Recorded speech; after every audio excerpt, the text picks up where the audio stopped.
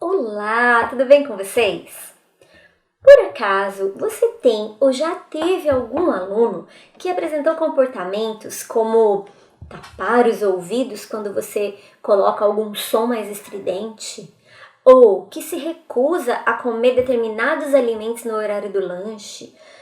Ou que se recusa a entrar em determinados espaços da escola? Esse seu aluno pode estar apresentando um distúrbio do processamento sensorial.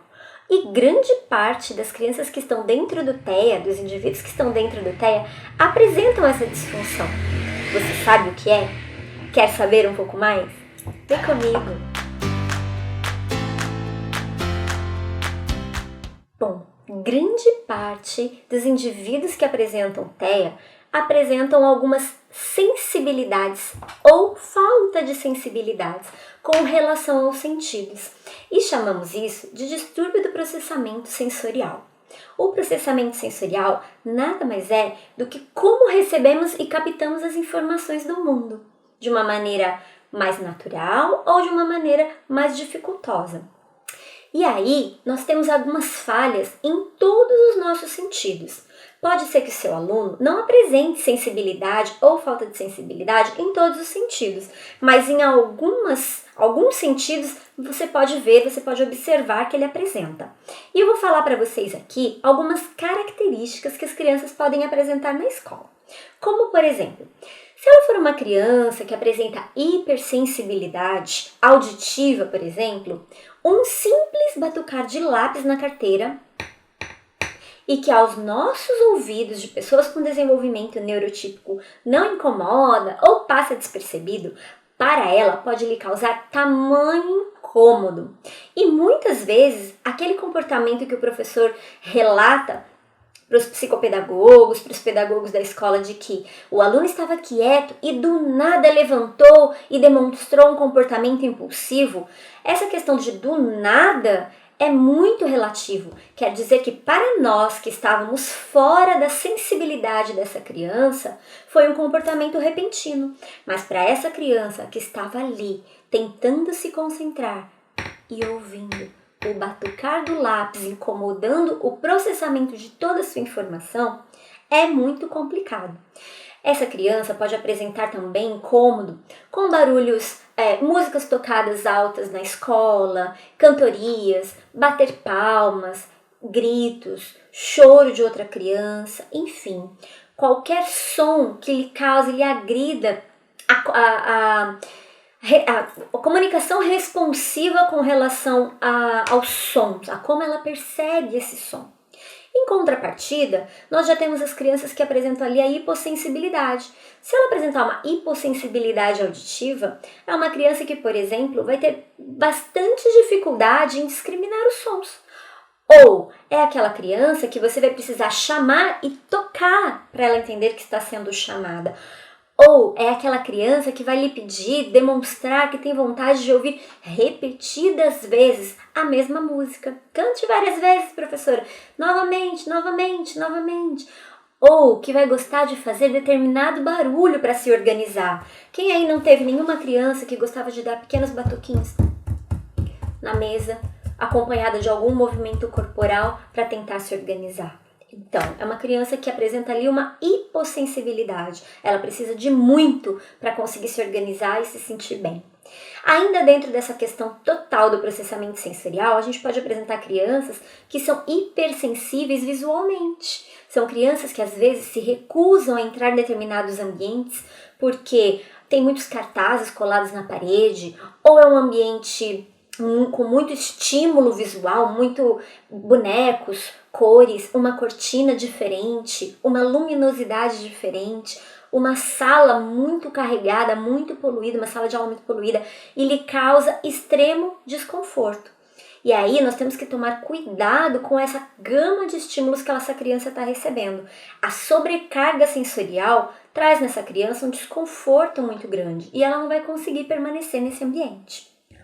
Em contrapartida, temos as crianças que são hipossensíveis visualmente e que, para que a gente faça com que ela perceba determinadas atividades e propostas, os estímulos visuais de cores, de imagens, de gravuras precisam ser abundantes.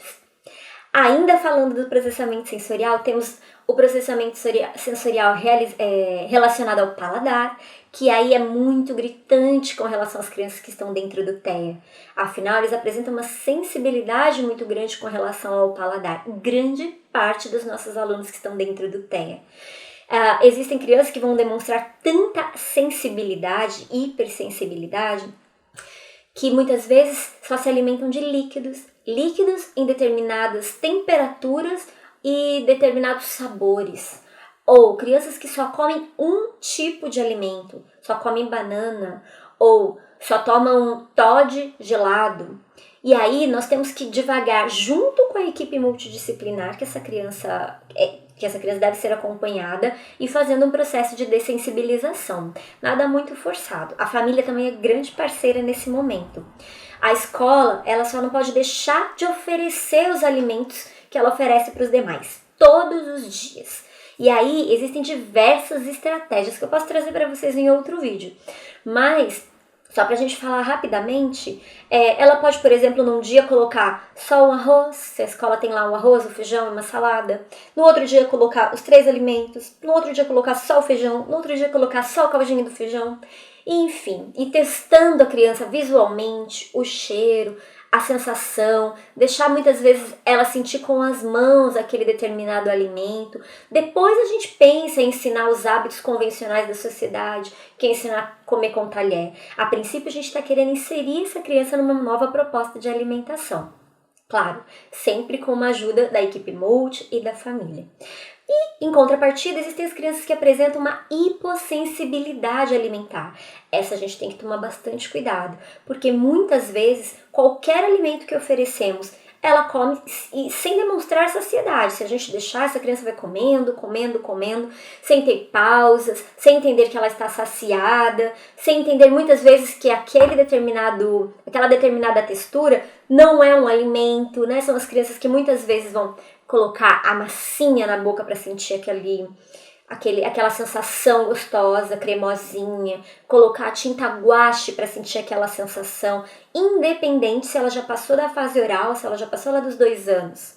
Ela pode ser uma criança já de ensino fundamental, mas enfim, que ainda precisa sentir essa sensação em todos os sentidos, na mão, o cheiro, na boca também. É a hipossensibilidade do paladar. Temos a hipersensibilidade tátil, né? São as crianças que às vezes se recusam a pisar na areia, descalça, mexer com cola, mexer com tinta. Se a cola fica no dedo, fica ali milimetricamente tirando todos os pedacinhos da cola do dedo. Que a gente tem dificuldade em inserir texturas no dia a dia dessa criança. Ela apresenta uma hipersensibilidade. Essas crianças podem apresentar também uma certa reação ao toque, não gostar muito de aglomeração, de estar muito próxima das crianças. E as crianças que apresentam uma hipossensibilidade já são as crianças que vão precisar mergulhar e sentir, não só na ponta dos dedos, mas muitas vezes passar tinta no braço, mergulhar na areia, passar areia no corpo, sentir de uma maneira muito grande, né? Receber esse estímulo muito. Eu costumo falar que o hipo é de muito, né? Muita coisa. Essas crianças já não tem tanto problema com o toque, com o abraço, e até muitas vezes para a gente despertar a atenção dessa criança, a gente precisa de um movimento de preensão um pouco mais firme, com um pouco de firmeza. Não estou falando de machucar, de agredir, não, nada disso. É a firmeza para despertar a atenção da criança, que ela está sendo chamada, ou que ela teve um comportamento inadequado. Não foi bom. Ou, vem aqui, vamos ali, né? Para dar um start nessa criança que demonstra essa hipossensibilidade. Então falamos aí de alguns sentidos que ela pode apresentar, algumas determinadas disfunções, né? Auditivo, visual, do paladar, do tátil. E a gente ainda encontra outros ainda, né? O proprioceptivo, né? Que é a questão da criança se equilibrar, ter boas sensações em meio aos demais, né? Sabe aquela criança que você percebe que ela sai andando e vai pisando até nos colegas e vai batendo as mãos? Pois então, uma criança hipossensível que não tem limite corporal, ainda não se entendeu, né? O seu sistema proprioceptivo ainda está meio desequilibrado. É uma criança com movimentos voltados aí para hipossensibilidade. Bom, eu espero que as minhas informações tenham aí ajudado você a enxergar a sua criança e, a partir dessas informações, entender determinados comportamentos dela no dia a dia, além de conseguir planejar e elaborar atividades adequadas para essa realidade da criança. Não adianta a gente querer inserir essa criança num ambiente hiperestimulado para realizar determinadas propostas ao mesmo tempo, porque ela vai receber uma sobrecarga sensorial e aí tudo vai por água abaixo. Espero ter te ajudado. Se você gostou do vídeo, dá um like aqui embaixo, compartilha o nosso vídeo e se inscreva no nosso canal. Um grande abraço!